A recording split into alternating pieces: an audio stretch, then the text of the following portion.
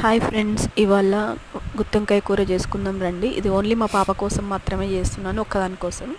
దానికోసం 1 స్పూన్ ధనియాలు, 1 స్పూన్ జీలకర్ర, 1 స్పూన్ హాఫ్ స్పూన్ మెంతులు, 1 స్పూన్ నువ్వులు, హాఫ్ స్పూన్ పుట్నాల పప్పు, హాఫ్ స్పూన్ పల్లీలు. ఇక్కడ నేను 6 to 7 స్మాల్ సైజ్ బ్రింజాలు తీసుకున్నాను. వాటిని మధ్యలోకి కట్ చేసి అంటే కాట్లు పెట్టి ఉప్పు పసుపు వేసి వాటిని పక్కన పెట్టుకున్నాను. బిగ్ సైజ్ ఒక ఆనియన్ తీసుకోవాలి. చిన్న కొద్దిగంత లెమన్ కన్నా తక్కువ అంత చింతపండు తీసుకోవాలి. ఆనియన్ కట్ చేసుకొని పక్కన పెట్టుకోవాలి. తర్వాత మనము ఈ డ్రై రోస్ట్ చేసుకోవాలి. బోద్వారాకు, జీలకర్ర, మెంతులు, ధనియాలు, నువ్వులు అన్నీ ఫస్ట్ వేసి తర్వాత నువ్వులు, పుట్నాల పప్పు లాస్ట్కి వేయాలి. మిగతా అన్నీ ఫస్ట్ ఫ్రై చేయాలి. ఇవన్నీ కొంచెం ఫ్రై అయ్యాక నువ్వులు, పుట్నాల పప్పు కూడా వేసి ఫ్రై చేసి పక్కన తీసుకొని పౌడర్ చేసుకోవాలి. తర్వాత ఆనియన్స్ ఉంటాయి కదా, కట్ చేసుకున్న స్లైస్డ్ ఆనియన్స్, అవి కూడా డ్రై రోస్టే వేసుకోవాలి ఫ్రెండ్స్. డ్రై రోస్ట్ చేసుకొని ఫస్ట్ మనం పౌడర్ చేసుకోవాలి. ఇవన్నీ పౌడర్ చేసుకున్న తర్వాత అందులో డ్రై రోస్ట్ చేసుకున్న ఆనియన్స్, ఇంకా నానబెట్టుకున్న చింతపండు వేసి మంచి పేస్ట్ చేసుకోవాలి, స్మూత్ పేస్ట్.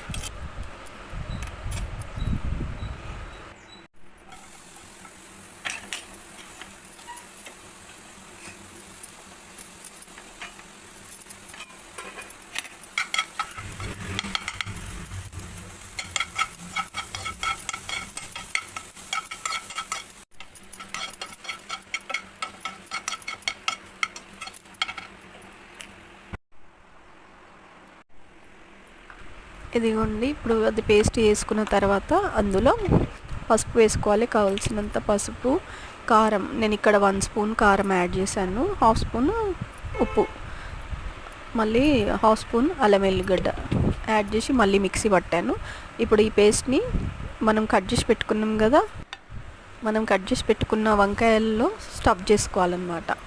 తర్వాత ప్యాన్ పైన ఆయిల్ పెట్టి ఆ ఆయిల్లో 2 టేబుల్ స్పూన్ నేను పోసే స్పూన్స్తో 2 స్పూన్స్ పోసాను.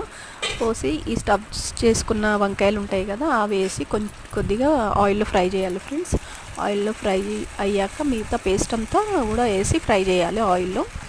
అది కొద్దిగా ఫ్రై అయ్యాక దానిలో మనం ఈ జార్ కడిగి వాటర్ పోసేసుకోవాలి. వంకాయలు కుక్ అయ్యే వరకు ఉడికించుకుంటే సరిపోద్ది. గుత్తొంకాయ రెడీ. మీరు టేస్ట్ చేసి ఎలా ఉందో చెప్పండి, ట్రై చేసి ఎలా ఉందో చెప్పండి. ఇది మా మమ్మీ స్టైల్, కొంచెం ఈజీగా అయిపోతుంది అన్నమాట. Thanks for watching friends.